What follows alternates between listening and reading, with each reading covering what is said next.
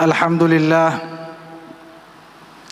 لله الأول بلا ابتداء والآخر بلا انتهاء، والصلاة والسلام على إمام أهل الصفاء والوفاء، قطب الأنبياء والأولياء، سيدنا ومولانا محمد خير دواء لكل سقم وداء، الرحمة والشفاء في السر والجلاء، وعلى آله وأصحابه ما دامت الأرض والسماء.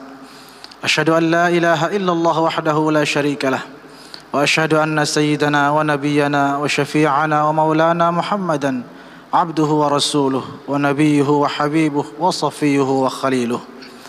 اللهم صل وسلم وبارك على سيدنا وشفيعنا ومولانا محمد وعلى آله وأصحابه أجمعين في الأولين والآخرين وفي كل وقت وحين وفي الملأ الأعلى إلى يوم الدين. أما بعد، فيا أيها المسلمون، أوصي نفسي وإياكم بتقوى الله وطاعته، فإن الله مع المتقين. قال الله سبحانه وتعالى في القرآن العظيم وهو أصدق القائلين: يا أيها الذين آمنوا اتقوا الله حق تقاته ولا تموتن إلا وأنتم مسلمون. وقال تعالى: يا أيها الذين آمنوا اتقوا الله وقولوا قولا سديدا يصلح لكم أعمالكم ويغفر لكم ذنوبكم ومن يطع الله ورسوله فقد فاز فوزا عظيما. ثم قال رسول الله صلى الله عليه وسلم: اتق الله حيثما كنت واتبع السيئة الحسنة تمحها وخالق الناس بخلق حسن. صدق الله العظيم وصدق رسوله الكريم ونحن على ذلك بفضل الله من الشاهدين. Ma'asyiral muslimin, jamaah Jumat rahimani wa iyyakumullah. Di hari yang mulia ini, di kesempatan yang penuh barakah ini, izinkanlah Al-Khatib melaksanakan kewajiban, yakni menyampaikan wasiat atau peringatan untuk kita semua agar senantiasa dan terus menerus memelihara sekaligus meningkatkan keimanan serta ketakwaan kita kepada Allah Subhanahu wa taala. Tentunya dengan menjalankan perintah-perintahnya dan menjauhi larangan-larangannya, dengan melaksanakan berbagai macam ketaatan dan meningkatkan ibadah kita, baik kuantitas lebih-lebih kualitasnya, lebih-lebih dan terkhusus lagi di bulan-bulan mulia seperti sekarang ini. Baru saja kita melewati bulan mulia Rajab, di mana bulan Rajab padanya berlipat ganda pahala amal ibadah. Dan bulan ini dan hari ini kita telah memasuki bulan yang juga mulia, bahkan tidak kalah mulianya dengan bulan yang sebelumnya.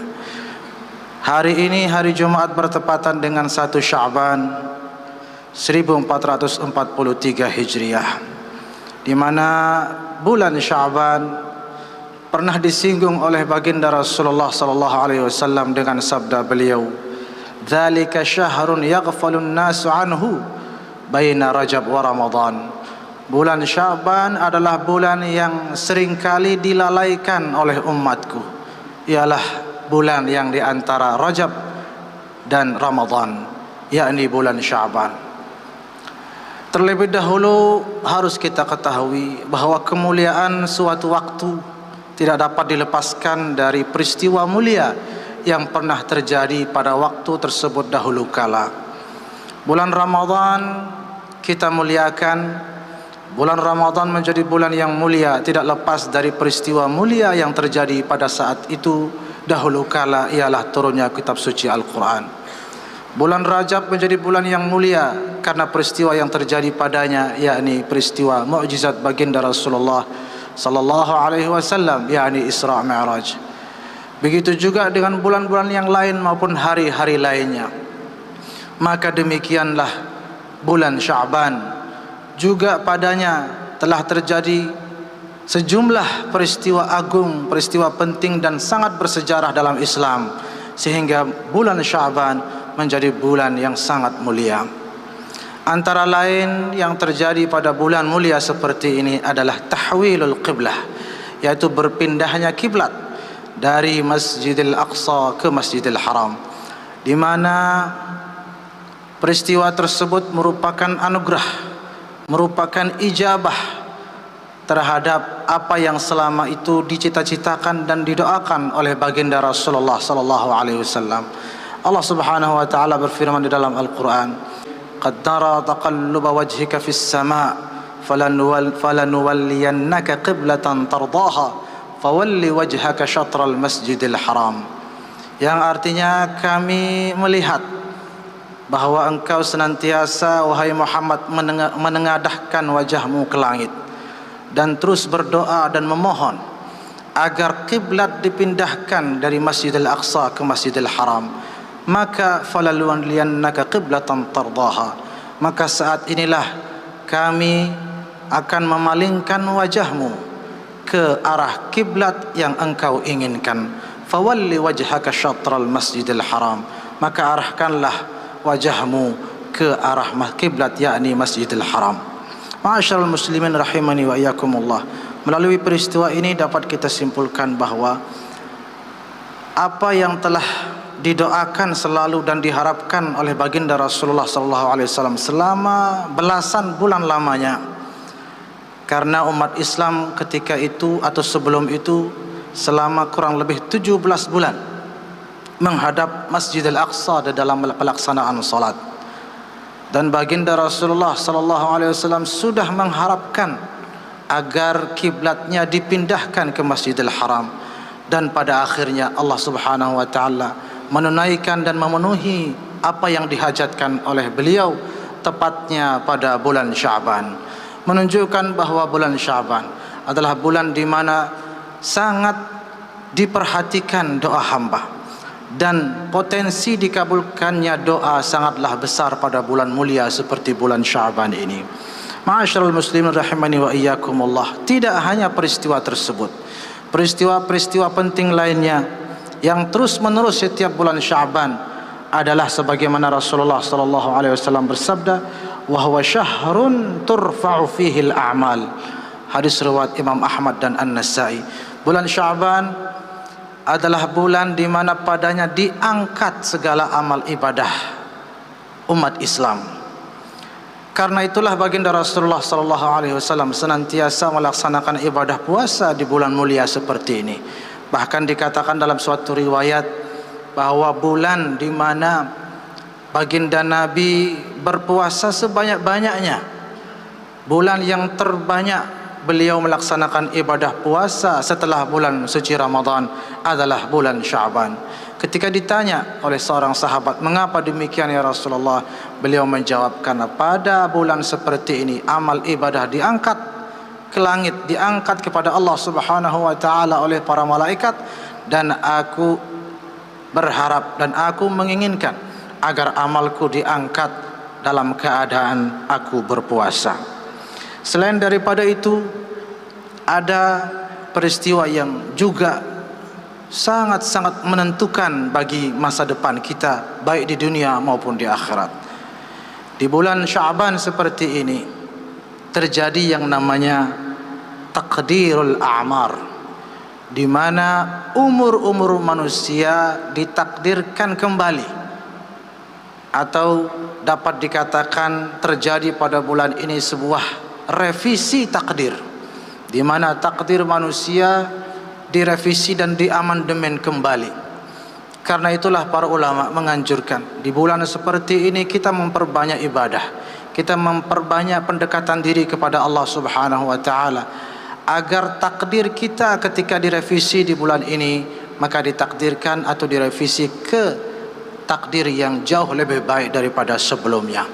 Ma'asyiral muslimin rahimani wa iyyakumullah, ketika Allah Subhanahu wa taala mengatakan dalam surat Ad-Dukhan, "Inna anzalnahu fi lailatin mubarakah, inna kunna mundzirin."